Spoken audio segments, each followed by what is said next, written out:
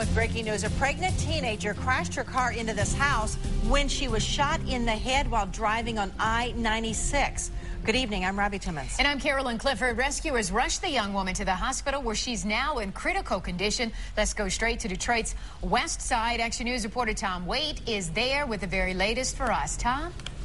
And Carolyn and Robbie, right now, investigators are on the scene from the homicide department as this pregnant teenager's condition is now listed in extreme critical. Take a live look behind me right now. This is where the teenager first hit a guardrail right here that you see on your screen, and then she swerved off and slammed into a house.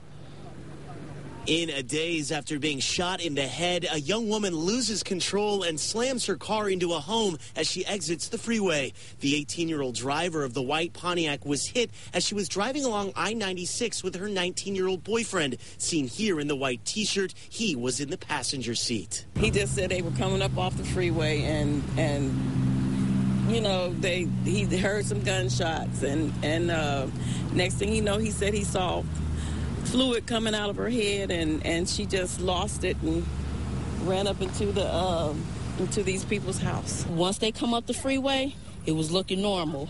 So she swerved over and hit that curve and ran into the house. The owner of the home that was damaged in the crash rushed outside with her neighbors to try and help the young woman. I called 911. I was on the phone letting them know what was going on. When we walked over there, she was real bloody on her left side. Her eyes was rolling. She was barely breathing. When we tried to make her breathe, she was doing short breaths like...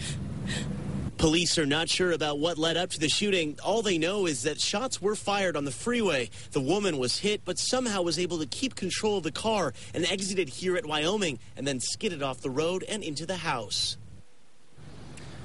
And back here live on Griggs, just off I-96 and the service drive here, you can take one more live look. The car is still here at the scene as police try to piece all of this together. They've still got the investigators on the scene, and they've still got that teen boyfriend who was in the car at the time. They are still questioning him. There are MDOT cameras, surveillance cameras along the freeway and right here on the off-ramp, but they were not working at the time of the shooting, and police are now looking for any witnesses who may have seen what went down. Reporting live on the city's west side, Tom Waite, Channel 7 Action News. Just a sad story. Thank you much, Tom.